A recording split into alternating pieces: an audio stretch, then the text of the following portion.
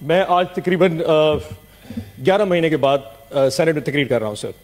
آخری تقریر میں نے کی تھی سر تقریباً مارچ 2023 میں. مشاہد صاحب میں آپ کی بات سارے سینئر جتنے بیٹھے ہیں, تاج صاحب آپ کی بھی طرح تھوڑی سی اٹینشن بزندو صاحب.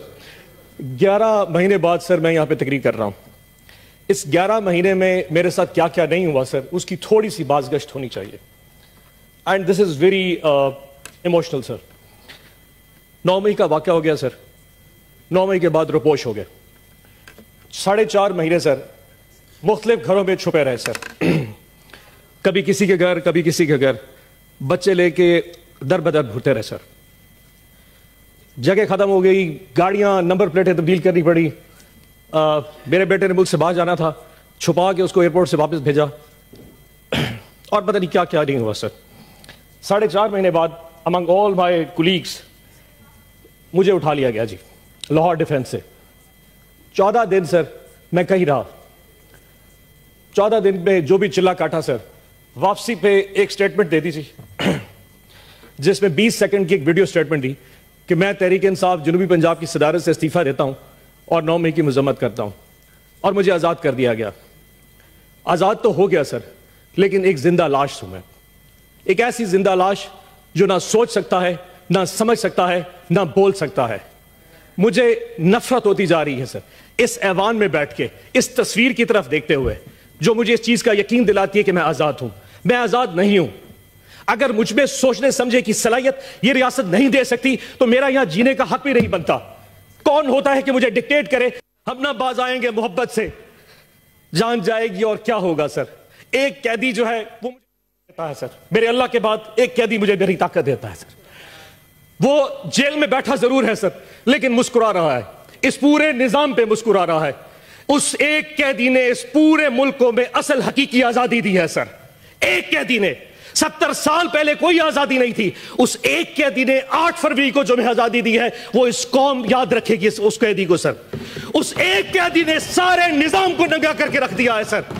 8 فروری کو, جب اس سے پہلے 6 مہینے میں نے ڈپریشن میں گزارے سر.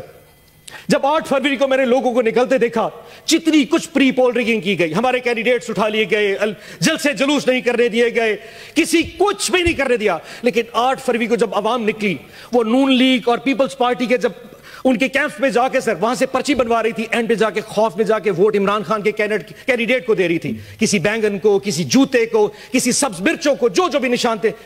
5 بجے رات کو قوم نے سوچا کہ ہم نے اپنا فرض ادا کر دیا. رات کو قوم آئی, صبح 5 بجے تک پوری قوم ایسے جاگ رہی تھی جیسے بیلٹ باکس کے ڈبے ان کے ساتھ پڑے ہوں, اور وہ قوم حفاظت کر رہی تھی. نماز پڑھ کے قوم جب سوئی تو 9 بجے اٹھی تو پھر نظام الٹا تھا. جو سیٹیں ہم 136-40 تک جیت چکے تھے وہ واپس 100 پہ آ گئی, اور آج وہ سیٹیں کم ہوتی ہوتی 93 پہ پہنچ چکی ہیں.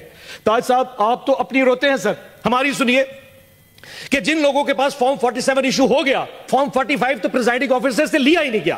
ریٹرننگ آفیسر نے بغیر فارم 45 دیکھے فارم 47 کے ریزلٹس ایشو کر دیے. فیصلہ پہلے ہو چکا تھا کہ کس کو کس اوقات پہ رکھنا ہے. ہماری اوقات بھی ڈیفائن کر دی, لیکن ہماری اوقات سے ہم باہر نکل چکے تھے. فارم 47 ایشو کر دیے گئے سر. اس کے بعد کینڈیڈیٹس کو کہا کہ اگر تم لوگوں نے نون لیگ یا آئی پی پی جانا ہے تو جاؤ, اگر نہیں جاؤ گے تو فارم 47 بھی چینج کر دیں گے, تمہیں ریکاؤنٹنگ میں ہروا دیں گے. 10 سے زیادہ ہمارے ایم پی ایز اس وقت نون لیگ کو جوائن کر چکے ہیں. صدیقی صاحب, عرفان صدیقی صاحب, 10 سے زیادہ ہمارے آزاد پی ٹی آئی کے انڈیپینڈنٹ جو ہماری ٹکٹ پہ نشان نہیں تھا ان کے پاس, جو جیت کے عمران خان کی فوٹو لگا کے آئے تھے, وہ اس وقت آپ کے کیمپ کے بیٹھے ہیں. یہ کون سا قانون ہے, یہ کون سا ایتھکس ہے؟ ووٹ عمران خان کا لیا. 10 افلان صاحب بیٹھ جائیں, تقسیم بیٹھیں. افلان صاحب, اچھا افلان صاحب, اگلی بات سنتے ہیں سر. اب اس وقت کوئی بات, افلان صاحب تشریف لیں. ذیشان صاحب بیٹھیں. افلان صاحب, افلان صاحب, سینیٹر صاحب, اپنی تقریر بٹن دبا. سینیٹر صاحب, سینیٹر صاحب اب اپنی باری میں بول رہے ہیں. آج اس وقت حالات یہ ہیں کہ ملک میں وزیر اعظم بنانے کے حوالے سے کچھ نہیں ہو پا رہا. وہ قیدی پھر مسکرا رہا ہے. اس وقت اس ملک کا وزیر اعظم نہیں بن پا رہا. لیکن افسوس چیک کریں سر, افسوس چیک کریں سر, اس قیدی کا ساتھ دیکھیں. 31 سال کی سزائیں دے دی فروری کے پہلے 4 دنوں میں, ابھی بھی دل بھرا نہیں. اس وقت اس قیدی کی بیوی بشرا آپا بنی گالا کے اندر ہاؤس اریسٹ ہے سر. اور ہاؤس اریسٹ کیسا ہے کہ پورے ایک کمرے کی 4 دیواری میں ان کو محصور کر دیا گیا ہے اور ان کو کھانا اڈیالہ جیل سے آتا ہے اور اس کھانے میں ہمیں شک ہے کہ زہر ملایا جا رہا ہے۔ خان صاحب بار بار لکھ چکے ہیں ظلم کرنا ہے تو کر لو، لیکن یہ کون سا ظلم ہے؟ تم نے کسی کو قیدی بنانا ہے بنا لو، پر زہر دے کے مارنا یہ کہاں کی بات ہے؟ ہم نے ریکویسٹ کی ہے مہربانی کر کے بشرا آپا کو اڈیالہ جیل بھیج دے، ہمیں ہاؤس اریسٹ نہیں ہونا، اور آج پوری قوم کو یہ پتا ہونا چاہیے اس وقت بشرا آپا کی طبیعت ٹھیک نہیں ہے، ان کے ساتھ جو کچھ ہو رہا ہے یہ ایک ظلم ہے۔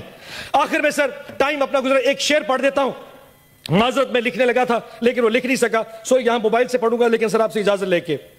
کچھ لوگ تمہیں سمجھائیں گے وہ تم کو خوف دلائیں گے، کچھ لوگ تمہیں سمجھائیں گے وہ تم کو خوف دلائیں گے، جو ہے وہ بھی کھو سکتا ہے، اسراء میں رازن ہیں اتنے، کچھ یا اور بھی ہو سکتا ہے، کچھ تو اکثر ہوتا ہے، کچھ اور یہاں ہو سکتا ہے، کچھ اور تو اکثر ہوتا ہے، پر تم جس لمحے میں زندہ ہو یہ لمحہ تم سے زندہ ہے، یہ وقت نہیں پھر آئے گا، تم اپنی کر گزرو، جو ہوگا دیکھا جائے گا۔ پاکستان زندہ باد، عمران خان زندہ باد۔